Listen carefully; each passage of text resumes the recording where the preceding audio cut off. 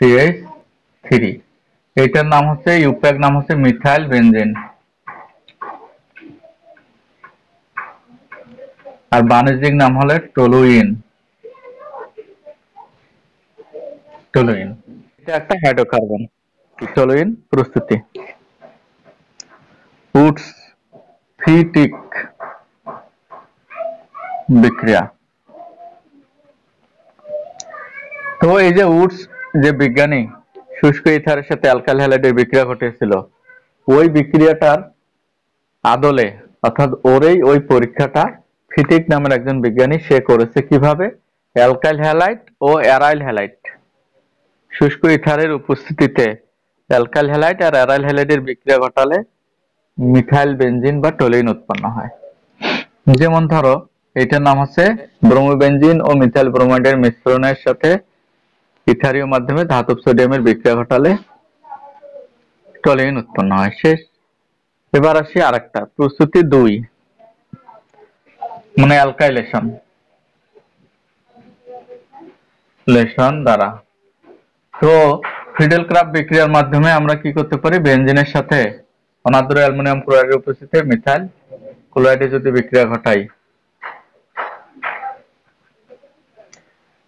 তো এইখানে হবে আমাদের মিথাইল বেনজিন আর হবে HCl। তো এইভাবে আমরা টলুইন তৈরি করতে পারি। তাহলে এটা একটা প্রস্তুতি। 3 নাম্বার ক্লিমেনসন বিজারণ দ্বারা। তো কার্বনিল যৌগ যেমন অ্যালডিহাইড এবং কিটোন এরা কার্বনিল যৌগ। তো আমরা যদি এরকম বলি এইটার নাম কি হবে বলতো? এটা আমি এইভাবে দেখাচ্ছি, এই যে CHO কি হয় এটা না, এটার নাম বেনজালডিহাইড। এই বেনজালডিহাইডকে যদি আমরা জিঙ্ক অ্যামালগাম ও ঘন HCl দিয়ে বিজারিত করি,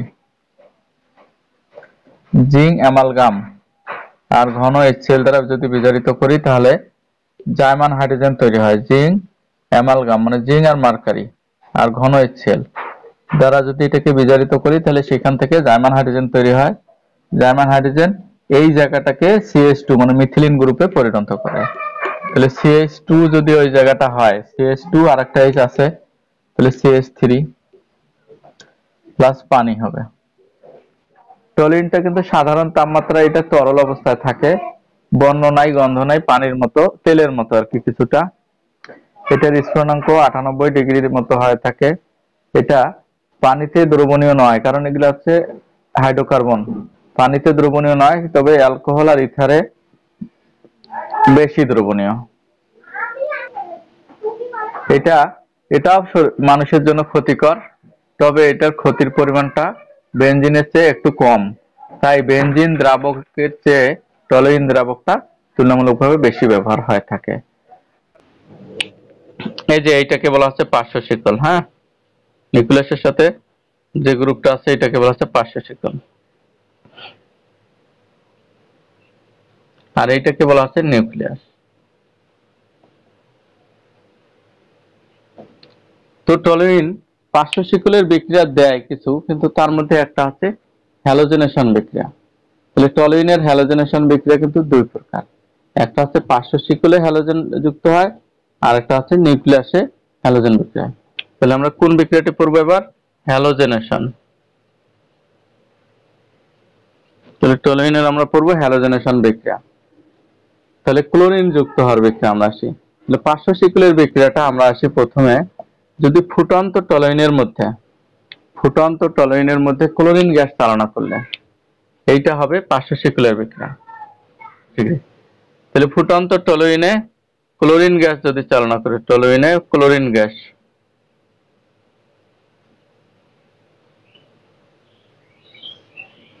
চালনা করলে কি হবে, এটা একটা কথা।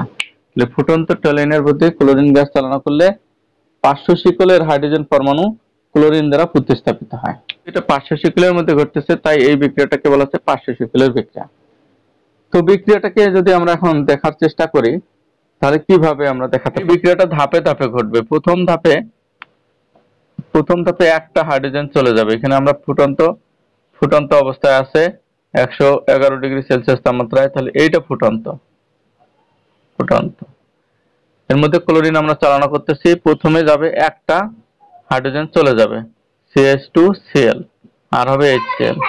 তো যে যৌগটা হলো সেই যৌগটাকে বলা হচ্ছে বেনজাইল ক্লোরাইড। এটাকে বলা হচ্ছে বেনজাইল ক্লোরাইড।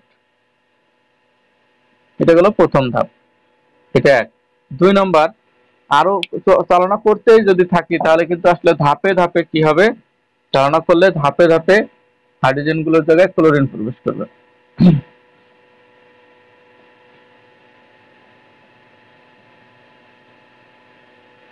তো পরের বার আর একটা ক্লোরিন চলে যাবে, যে CH Cl2 আর HCl হবে। এই যৌগটার নাম হবে, এটা তো বেনজাইল ক্লোরাইড, এটা হচ্ছে বেনজাল ক্লোরাইড, বেনজাল।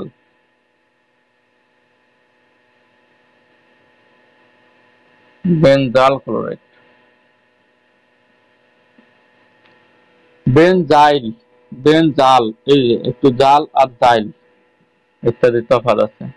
আর একটা সর্বশেষে হবে আরো একটা কিন্তু হাইড্রোজেন আছে, সেই হাইড্রোজেনটা আবারও কিন্তু এর সাথে যদি বিক্রিয়া করে, এটা পুরো ভুল হয়ে গেল, এটা এটা একটা হবে, হ্যাঁ এটা ঠিক আছে এটা।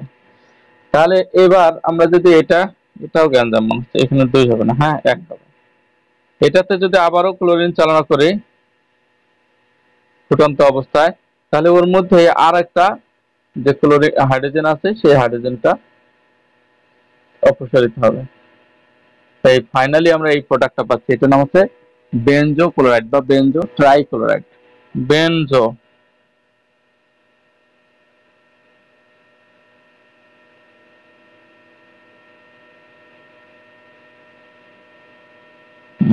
এর নাম হচ্ছে বেনজো ট্রাইক্লোরাইড। তাহলে এই যদি আমরা টলুইনের মধ্যে আমরা কি যোগ করি, আমরা যদি এখানে আমরা লঘু নাইট্রিক অ্যাসিড যোগ করি, লঘু HNO3 মানে পাতলা নাইট্রিক অ্যাসিড যদি যোগ করি, তাহলে এই পাতলা নাইট্রিক অ্যাসিডটা ভেঙে গিয়ে কি হবে, জাইমান অক্সিজেন তৈরি করবে। এই জাইমান অক্সিজেনটা কিন্তু এই জায়গাটাকে, এটা একটু তাপ দিতে হয় 120 ডিগ্রির মতো, 10-20, তাহলে এইটা এই জায়গাটাকে জারিত করবে, করে ওই জায়গাটাতে কিসে পরিণত করবে, এটাকে সরাসরি অ্যাসিড মৌলকে পরিণত করবে, আর এগুলো বাকিগুলো মিলে পানি হবে। তাহলে লঘু নাইট্রিক অ্যাসিড দ্বারা যদি জারণ করি তাহলে এই কাজটা হতে পারে, তবে এটা তীব্র জারক সাধারণত লাগে। তাহলে এই টলুইনটা কি হবে, উত্তপ্ত টলুইন বা ফুটন্ত টলুইনও বলা যেতে পারে, লঘু ফুটন্ত টলুইন, এটা কি আমরা বলতে পারি ফুটন্ত, মনে করো 120 ডিগ্রি সেলসিয়াস তাপমাত্রায় ফুটাতে পারি। ফুটন্ত টলুইনের ফুটন্ত নাইট্রিক অ্যাসিড দ্বারা জারিত করলে বেনজোইক অ্যাসিড তৈরি হবে, এটা একটা হলো। এরপর এমনটাও হতে পারে কিছু মৃদু জারক আছে, এটা কিন্তু শক্তিশালী জারক, ক্ষারীয় এই জায়গায় আমরা যদি ক্ষারীয় পটাশিয়াম পারম্যাঙ্গানেট দেই তাহলে ওই একই বিক্রিয়া ঘটবে। তাহলে এখানে লঘু নাইট্রিক অ্যাসিড, এই যে লঘু HNO3, অথবা আমরা ক্ষারীয় পটাশিয়াম পারম্যাঙ্গানেট, এগুলো দিয়েও আমরা যদি জারণ ঘটাই তাহলেও কিন্তু একই বিক্রিয়া হবে। অথবা যদি আমরা ক্রোমিক অ্যাসিড দ্বারাও জারণ ঘটাই, যদি ক্রোমিক অ্যাসিডের মিশ্রণ, হ্যাঁ এটা H2SO4 প্লাস K2Cr2O7, এই যে এগুলো মিক্সচার যে কোনো একটা দিলেই কি হবে, এই বিক্রিয়াটি ঘটবে। সব ক্ষেত্রে একই বিক্রিয়া ঘটার সম্ভাবনা রয়েছে, তবে এগুলো হচ্ছে সবচেয়ে তীব্র জারক, খুব শক্তিশালী জারক পদার্থ। এবার যদি আমরা মৃদু জারণ ঘটাই, হ্যাঁ এই দেখো মৃদু জারণ, দ্বিতীয়টার নাম হচ্ছে ক্ষারীয় পটাশিয়াম পারম্যাঙ্গানেট, তৃতীয়টা এটাকে ক্রোমিক অ্যাসিড বলে, মানে সালফিউরিক অ্যাসিড আর পটাশিয়াম ডাইক্রোমেটের মিক্সচারটাকে ক্রোমিক অ্যাসিড বলে। এই জারকগুলোর যে কোনো একটা দিয়ে যদি আমরা জারণ ঘটাই টলুইনকে, তাহলে এই জারণের কাজ কারবারটা এই জায়গায় ঘটে, অর্থাৎ পার্শ্ব শিকলে না নিউক্লিয়াসে, পার্শ্ব শিকলে ঘটে। তাহলে পার্শ্ব শিকলটা জারিত হয়ে এরকম হয়, এটা কিন্তু তীব্র জারণ, হ্যাঁ এটা যেটা আমরা করতেছি এটা কিন্তু তীব্র জারণ ঘটাচ্ছি। আর এবার যদি আমরা আসি মৃদু জারণ, এই মৃদু জারণের জন্য আছে অনেকগুলো সিস্টেম আছে, যেমন হচ্ছে কার্বন ডাই সালফাইডে আমরা বলতে পারি ক্রোমাইল ক্লোরাইড। কার্বন ডাই সালফাইডে ক্রোমাইল ক্লোরাইড, এটা একটা মৃদু জারণ ঘটতে পারে। CH2 মানে এটা দ্রাবক, এই দ্রাবকে ক্রোমাইল, ক্রোমাইল বা বইয়ের মধ্যে তোমরা হয়তো এটা দেখতে পাবা, ক্রোমাইলের জায়গা থাকতে পারে ক্রোমিল, ক্রোমিল ক্লোরাইড। হ্যাঁ, CrO2Cl2, এটার নাম হচ্ছে ক্রোমাইল বা ক্রোমিল ক্লোরাইড, এইটা হতে পারে। তাহলে এইখানে এইটা একটা মৃদু জারক। তাহলে মৃদু জারক কোনগুলো?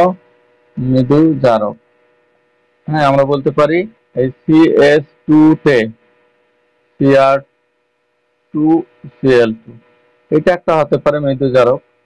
তারপরে 2 নম্বর হতে পারে অম্লীয় আর কি, ম্যাঙ্গানিজ ডাইঅক্সাইড প্লাস লঘু সালফিউরিক।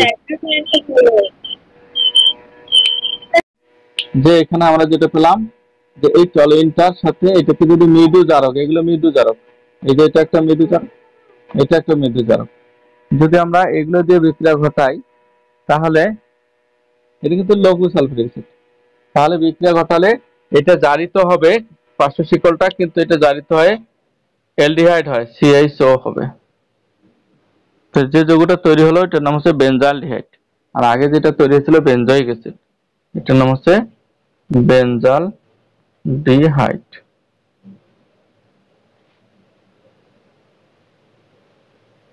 দুই একটা যুত বিক্রিয়া দেয়, যেমন হচ্ছে টলিনের মধ্যে কিন্তু দ্বিবন্ধন আছে, যদি আমরা এইভাবে চিন্তা করি। তো ওইটা আগেই কমন হাইড্রোজেন নিকেল প্রভাবকের উপস্থিতিতে 200°C তাপমাত্রা। তো ভিতরের দ্বিবন্ধন গুলো উঠে যাবে, গিয়ে ওই জায়গাগুলোতে হাইড্রোজেন প্রবেশ করলে এই টাইপের হয়। তো এটার নাম কি? Methyl cyclohexane.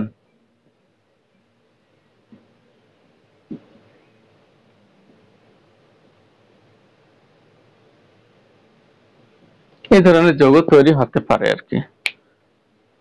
ওগুলা শেষ পার্শ্ব শিকল। এটা নিউক্লিয়াসের বিক্রিয়া এবং এটা যৌথ বিক্রিয়া। তাহলে দেখো এটা কিন্তু নিউক্লিয়াসের বিক্রিয়া। তো আমরা যদি বলি কি শর্ত সাপেক্ষে, তাহলে ক্লোরিনের সাথে টলিনের বা হ্যালোজেনের বিক্রিয়াগুলো দুইটা শর্তে আছে। তো আবারও দেখো যে ক্লোরিনের সাথে টলিনের বিক্রিয়া দুইটা সিস্টেমে হতে পারে। একটা হচ্ছে ফুটন্ত টলিনের সাথে ক্লোরিনের বিক্রিয়া, এটা পার্শ্ব শিকলে ঘটবে, যেটা আগে দেখালাম তোমাদের, বেনজাইল ক্লোরাইড, বেনজো ট্রাইক্লোরাইড। আর 2 নম্বরটা হচ্ছে হ্যালোজেন বাহকের উপস্থিতিতে নিউক্লিয়াসের বিক্রিয়া, অর্থাৎ এটা হচ্ছে ইলেকট্রন আকর্ষী প্রতিস্থাপন বিক্রিয়া, যেটা অ্যারোমেটিক যৌগগুলো দিয়ে থাকে। তো এটা হ্যালোজেন বাহকটা আসলে কি জিনিস, বিক্রিয়াটা দেখলেই তোমরা বুঝে যাবা। এই বিক্রিয়াটা দেখো, এইখানে আমরা যদি টলিন এখানে Cl2, বাহকটা হচ্ছে আয়রন হতে পারে, অথবা অনার্দ্র অ্যালুমিনিয়াম ক্লোরাইড, নাম শুনছো না, অথবা ফসফরাস, এগুলো হতে পারে। এগুলো যে কোনো একটা প্রভাবক হলেই হবে, ফিডেল ক্রাফট বিক্রিয়ার মতো। অ্যালুমিনিয়াম ক্লোরাইড বা আয়রন ফেরিক ক্লোরাইড এগুলো হতে পারে, এগুলো যে কোনো একটা। ফসফরাসও অনেক সময় বাহক হয়। তাহলে এইগুলোর উপস্থিতিতে যদি ক্লোরিনের সাথে এর বিক্রিয়া ঘটাই তাহলে কি বিক্রিয়া হবে? এটা অর্থপরা নির্দেশক না মেটা নির্দেশক?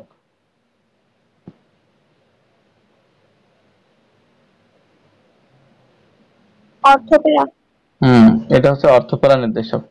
তাহলে একবার হবে অর্থক্লোরোটলিন, এই যে এখানে একটা, আর একবার হবে প্যারাক্লোরোটলিন। এটার নাম লেখো অর্থক্লোরোটলিন, এটার নাম লেখো প্যারাক্লোরোটলিন। তাহলে এরকম দুইটা টলিন পাওয়া যাবে।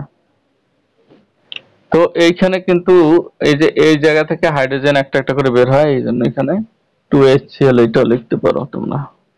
হ্যালোজেন বাহকের উপস্থিতি। এখন তোমাদের একজনের প্রশ্ন ছিল যে স্যার কোনটা বেশি পাওয়া যাবে আর কোনটা কম পাওয়া যাবে।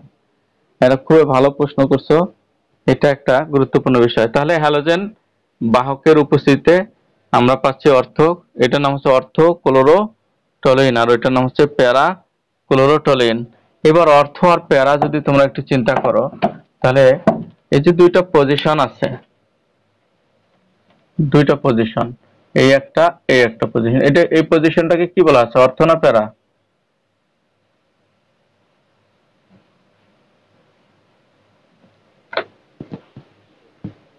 দেখো তো, এইটা কি বলবো, অর্থ অবস্থান বলবো না প্যারা অবস্থান বলবো এটা? জি, প্রথমটা অর্থ। হ্যাঁ, অর্থ।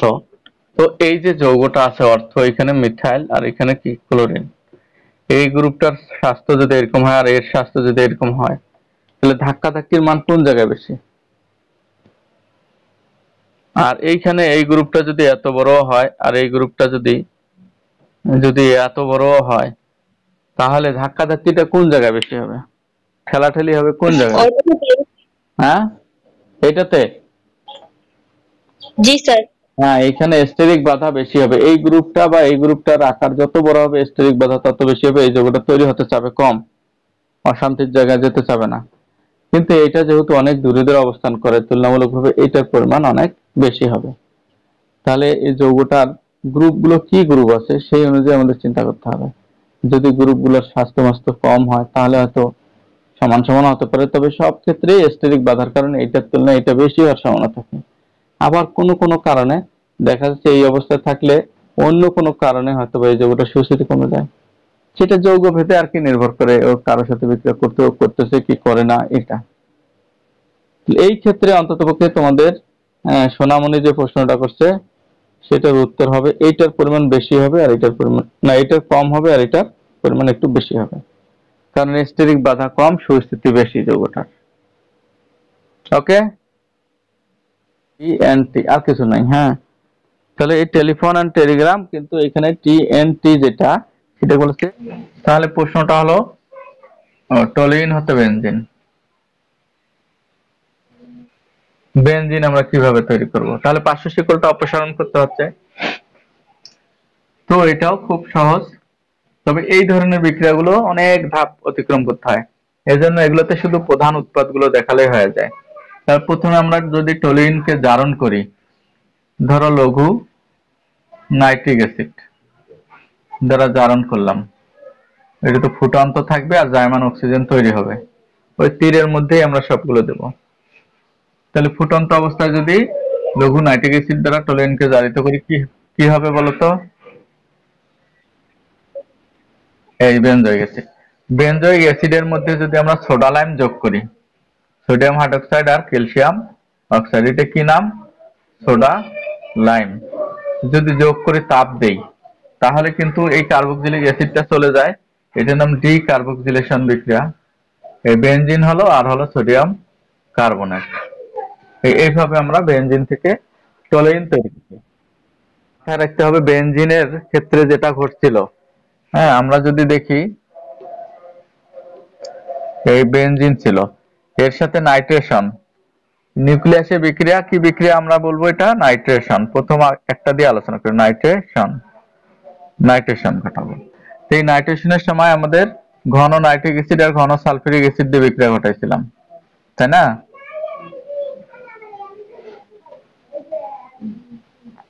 বিক্রিয়া ঘটাইছিলাম।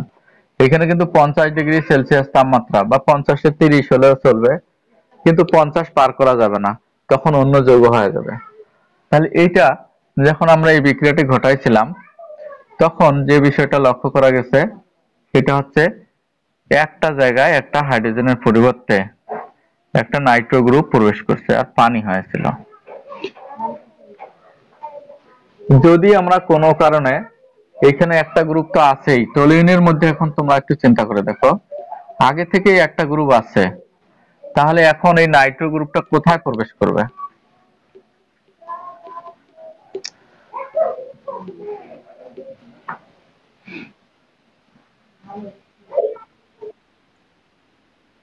ওই গ্রুপকে অপসারণ করবে না। হ্যাঁ, ওই গ্রুপ তো নিজেই অনেক কষ্ট করে একজনকে ধাক্কা দিয়ে এসে প্রবেশ করছে, বুঝছো?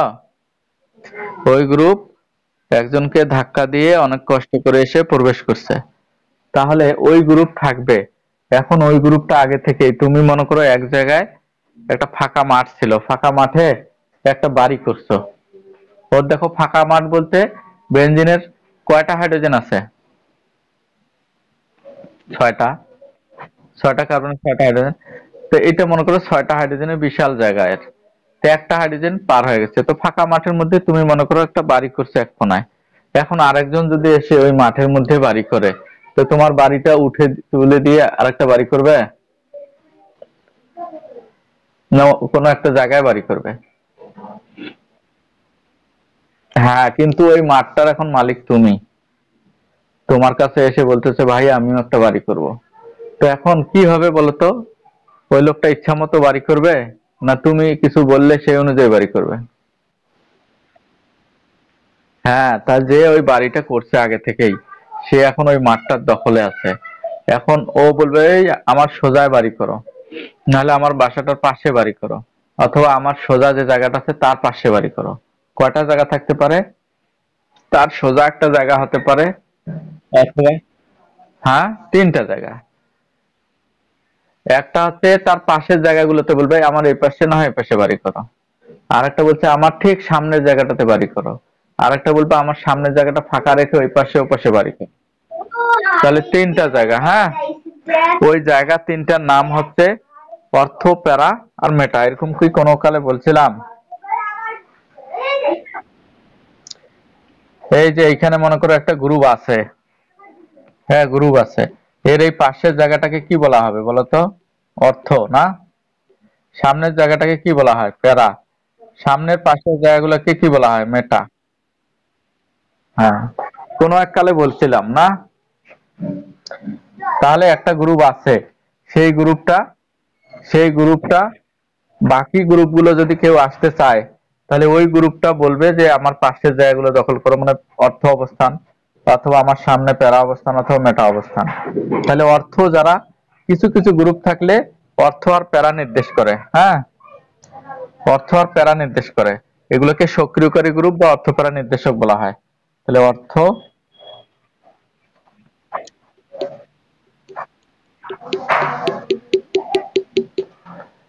আচ্ছা অর্থ প্যারা নির্দেশক কাকে বলা হয়? এই যে অর্থ প্যারা নির্দেশক হচ্ছে কিছু গ্রুপ, যেমন হচ্ছে এই মিথাইল গ্রুপটা অর্থ প্যারা নির্দেশক, তারপর হচ্ছে ওএইচ গ্রুপ অর্থ প্যারা নির্দেশক, NH2 গ্রুপ অর্থ প্যারা নির্দেশক, তারপর হচ্ছে হ্যালোজেন গ্রুপগুলো অর্থ প্যারা নির্দেশক। আর মেটা নির্দেশক কিছু গ্রুপ আছে, মেটা নির্দেশক, এই নামগুলো মনে রাখতে হবে। মেটা নির্দেশক কারা? NO2 মেটা নির্দেশক, তারপরে হচ্ছে তোমাদের অ্যালডিহাইড গ্রুপ মেটা নির্দেশক, তারপরে হচ্ছে অ্যাসিড গ্রুপ মেটা নির্দেশক, তারপরে হচ্ছে SO3H সালফোনিক অ্যাসিড গ্রুপ মেটা নির্দেশক। ইঞ্জিন চক্রে উপস্থিত থাকলে পরবর্তী প্রতিস্থাপককে অর্থ এবং প্যারা অবস্থান নির্দেশ করে, তাদেরকে অর্থ প্যারা নির্দেশক বলে। আর যে গ্রুপগুলো উপস্থিত থাকলে পরবর্তী প্রতিস্থাপককে মেটা অবস্থান নির্দেশ করে, তাদেরকে কি বলে? মেটা নির্দেশক বলা হয়। তাহলে এই গ্রুপটা অর্থ প্যারা নির্দেশক না মেটা নির্দেশক বলো? তাহলে মিথাইল গ্রুপটা হচ্ছে অর্থ প্যারা নির্দেশক। অর্থ প্যারা নির্দেশক যারা, তারা দুই প্রকার যৌগ, একটা অর্থ অবস্থানের যৌগ, একটা প্যারা অবস্থানের যৌগ। আর মেটা নির্দেশক এক প্রকার যৌগ তৈরি করে। তাহলে এর দ্বারা আমাদের যে যৌগগুলো তৈরি হবে সেগুলো হলো CH3, এটা অর্থ, মানে এই জায়গায় একটা নাইট্রো গ্রুপ ঢুকবে, এটা একটা যৌগ। আর একটা হবে এরকম প্যারা অবস্থানে একটা নাইট্রো গ্রুপ তৈরি হবে। আর বাদ বাকি পানি ছাড়া আর কোনো কিছু আমি দেখি না। তাহলে ওই প্রথম যৌগটার নাম হচ্ছে অর্থ নাইট্রো টলুইন, আর পরে যে যৌগটা সেটা হচ্ছে প্যারা নাইট্রো টলুইন। লিখে নাও নিচটাতে, অর্থ নাইট্রো টলুইন আর একটা হলো প্যারা নাইট্রো টলুইন।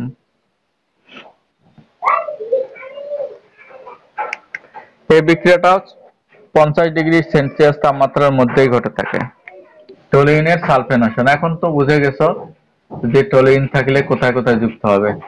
এটা হবে H2SO4, এটা হচ্ছে ঘন সালফিউরিক অ্যাসিড, আর এটা তাপ দিতে হবে 100°C তাপমাত্রা। তাহলে ঘন সালফিউরিক অ্যাসিড বা ধূমায়িত সালফিউরিক অ্যাসিড যোগ করে যদি উত্তপ্ত করি, তাহলে কি হবে? ওই একই, একটা হবে অর্থ অবস্থানে আর একটা হচ্ছে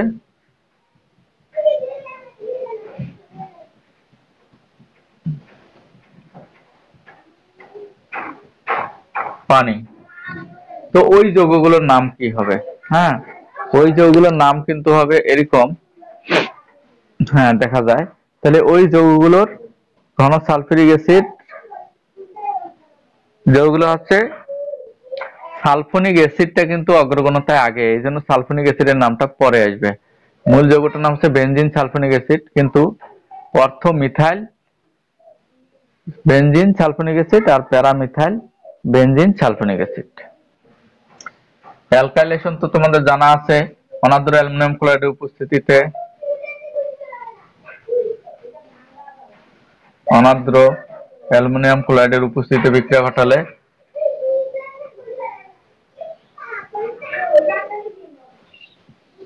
এই হবে। এখন বিক্রিয়া নিজেরাই পারবে আশা করা যায়। আর ওই মাথায় পানির পরিবর্তে HCl হবে। হ্যাঁ,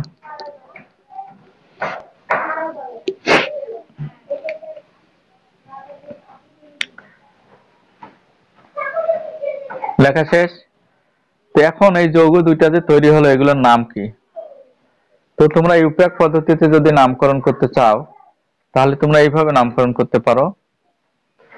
এই একটাকে বলবা 1,2 ডাইমিথাইল বেনজিন আর একটা 1,4 ডাইমিথাইল বেনজিন। ভালো করে শোনো, বেনজিন চক্রে যদি দুইটা মিথাইল গ্রুপ থাকে তখন এদেরকে জাইলিন বলা হয়। এদের বাণিজ্যিক নাম হচ্ছে জাইলিন।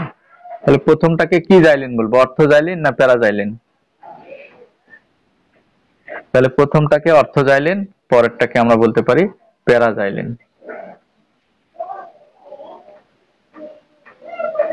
পরে যেটা আসে সেটার নাম কি? অ্যাসাইলেশন। এই যে ইথানয়েল ক্লোরাইড অ্যাসাইল গ্রুপ প্রবেশ করবে, তাহলে এইটা বিক্রিয়ার সময় সিও সিএইচ3 সিও সিএইচ3 এইখানে একটা সিও সিএইচ3 প্রবেশ করবে। অর্থাৎ বেনজিনের ক্ষেত্রে যেরকমটা আমরা পেয়েছি ঠিক একই রকম, শুধু নামগুলো একটু আলাদা হয়ে যাবে। তাহলে প্রথমটার নাম কি হতে পারে বলতো? এই দেখো, শুধু যদি এইটা থাকতো তাহলে নাম হতো মিথাইল ফিনাইল কিটোন, তাই না? বা এসিটোফেনন, এটার নাম এসিটোফেনন।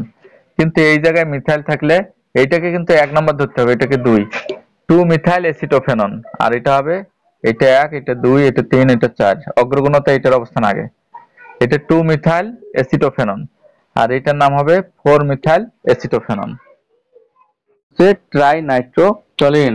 এই দেখো TNT, এটার পুরো মিনিংটা হচ্ছে ট্রাই নাইট্রোটলিন।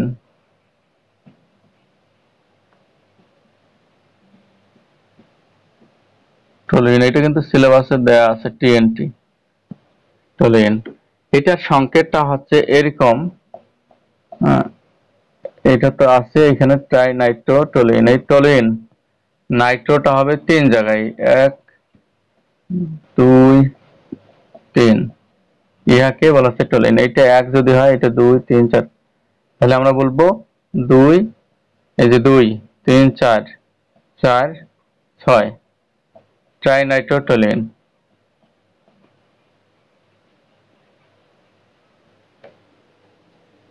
2 4 6 ট্রাইনাইট্রোটলিন। তো এই ট্রাইনাইট্রোটলিনটা আমরা কিভাবে প্রস্তুত করতে পারি সেটা আমাদের এখন। এটা যেহেতু টলিন বলাই আছে, কাজে এটা আমাদের টলিন থেকে প্রস্তুত করতে হবে। তো এটার প্রস্তুতি মেশাবো এটা। জি স্যার।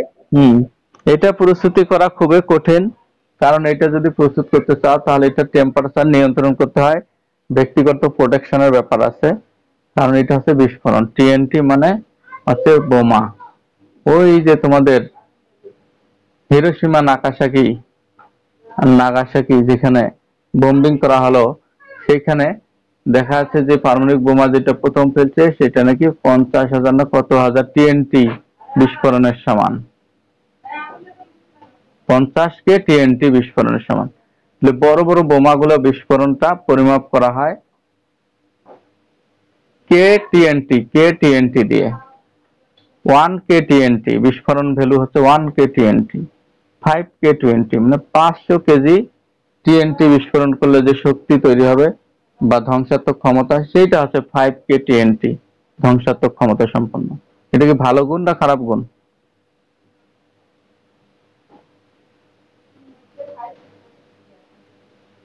এটা দিয়ে আসলে তৈরি করা হয় কি, বোমা তৈরি করা হয়। তো যে বোমাটা তৈরি করা হয় সেই বোমাটা আগের জামানায় শিল্প, যখন উদীয়মান শিল্পের দেশ হয় ইংল্যান্ড বা ওই ইউরোপিয়ান কান্ট্রিগুলো, তখন এই জিনিসটা দিয়ে কয়লা খনি, পাথরের খনি, হীরার খনি এগুলো ভেঙে ভুঙে টিএনটি বিস্ফোরণ করে এগুলো ভাঙে আর খনিজ পদার্থ সংগ্রহ করতো। এই জন্য এটা একসময় খুব ভ্যালুয়েবল ছিল টিএনটি। এখনো এটা মূল্যবান। খনিতে এটা ছাড়া কোনো কাজ হবে না, বিল্ডিং ভাঙতে গেলে ওই টিএনটির বোমা লাগবে। আর সবচেয়ে সমস্যা হচ্ছে বর্তমানে এটাকে কি করতেছে ওরা, এটা মানুষ মারার কাজে ব্যবহার করতেছে। যে কারণে সমস্যা, বাংকার টাঙ্কার এগুলো ধ্বংস করার জন্য, বিল্ডিং বড় বড় এগুলো দালান কোঠা ভেঙে ফেলার জন্য বোম্বিং করে। একটা দেশে যুদ্ধ লাগলে অবকাঠামো নষ্ট করতে পারলেই হয়ে গেল। বিমান ঘাঁটিতে বড় বড় টিএনটি বোমা ফেলে দিল, ঘাঁটি একেবারে গর্ত টর্ত হয় আর বিমান চলবে না। ব্রিজের মধ্যে টিএনটি বোমা ফেলে দিল, ব্রিজ গুঁড়া হয়ে গেল, গাড়ি যাতায়াত করবে না। তাহলে এই যে টিএনটি খুব গুরুত্বপূর্ণ বিষয়, উন্নতির ক্ষেত্রেও গুরুত্বপূর্ণ, ধ্বংসের ক্ষেত্রেও গুরুত্বপূর্ণ। ট্রাইনাইট্রো টলিউনকে বলা হয় টিএনটি। তো এই যে টিএনটিটা আছে, এই টিএনটিটা কি কাজে লাগে? টিএনটিটা হচ্ছে বিস্ফোরণের কাজে আসলে ব্যবহার করা হয়, বোমা বানানো আর খনিজ সম্পদ আহরণের জন্য, কয়লা খনি, লোহার খনি এগুলোতে ভিতরে এই বিস্ফোরণ ঘটানো হয়ে থাকে, এই টিএনটি ব্যবহার করা হয়। তো এটা যত না ভালো কাজে ব্যবহার হয় তার চেয়ে খারাপ কাজে বেশি ব্যবহার করা হয়। টিএনটির ডাবল ধর্ম আছে, একটা গঠনের কাজে লাগে, একটা ধ্বংসের কাজে লাগে। সুতরাং এটা উভয় ধর্মী আচরণ করে থাকে। তো টিএনটি তৈরির খুবই সহজ উপায়, আমাদের প্রথমে লাগবে টলুইন টিএনটি প্রস্তুতি। এটা হলো প্রস্তুতি। তো এটার প্রস্তুত করতে গেলে প্রথমে লাগতেছে, আমরা যদি টলুইনের সাথে ঘন, দেখো টলুইনটার সাথে যদি ঘন ধূমায়িত নাইট্রিক অ্যাসিড আর ঘন সালফিউরিক অ্যাসিড যোগ করি,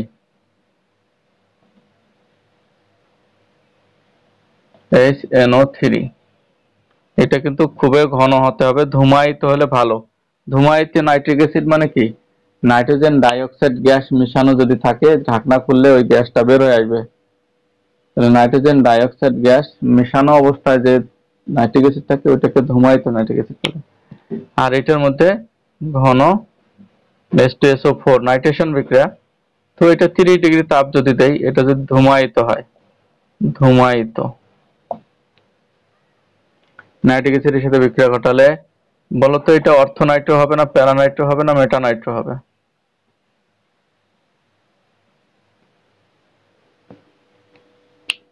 না, কোনো নাইট্রোই হবে না।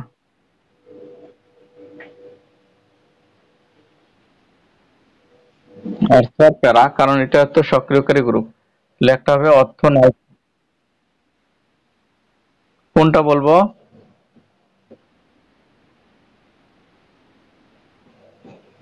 আচ্ছা বলবো এখন। তো এইখানে দেখো আমাদের যেটা বিষয়টা বলতেছিলাম, টিএনটি প্রস্তুত করতে হলে, টিএনটি প্রস্তুত করতে হলে এটা নাইট্রেশন বিক্রিয়া ঘটাতে হবে, নাইট্রেশন।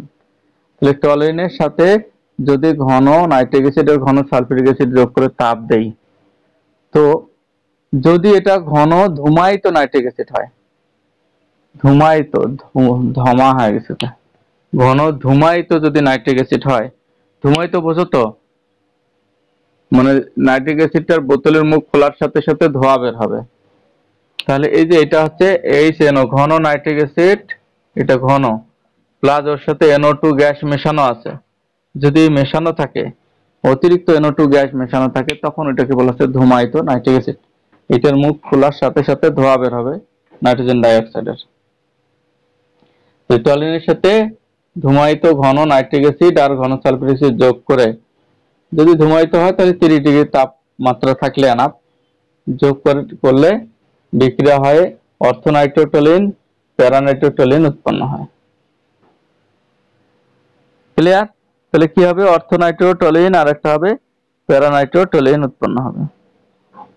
আবার এই দুইটাকে, অর্থ এবং প্যারাকে একত্রে নিয়ে, এই দুইটাকে অর্থনাইট্রোটলিন ও প্যারানাইট্রোটলিনের মিশ্রণকে, হ্যাঁ এই মিশ্রণকে পুনরায়, এই দেখো এই পাশে দেখাচ্ছি, পুনরায় যদি এই ঘন নাইট্রিক অ্যাসিড আর ঘন সালফিউরিক অ্যাসিড এগুলো সবই কিন্তু ঘন ঘন ঘন নাইট্রিক অ্যাসিড আর ঘন সালফিউরিক যোগ করে একটু বেশি তাপ দেওয়া হয় 60°C তাপ দেই, তাহলে এই দুইটা আবার জোড়া লেগে কি হবে, এই টাইপের যৌগ হবে।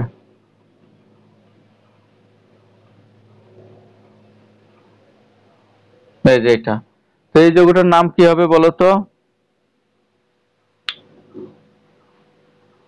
2,4-ডাইনাইট্রোটোলুইন। হ্যাঁ, 2,4, এই যে এটা 1, এটা 2, এটা 3, এটা 4, এটা 1 2 3 4 পজিশন 4 নম্বর। তাহলে এটাকে আমরা বলতেছি 2,4-ডাইনাইট্রোটোলুইন।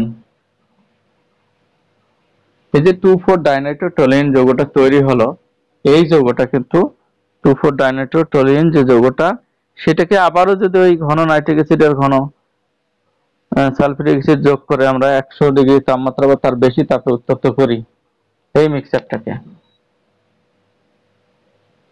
এটা তো ঘন ধূমায়িত HNO3+, আবার ওই একই ধূমায়িত নাইট্রিক অ্যাসিড যোগ করে 110° তাপে যদি আমরা উত্তপ্ত করি মোটামুটি, তাহলে এদিক কি দেখতে পাচ্ছ?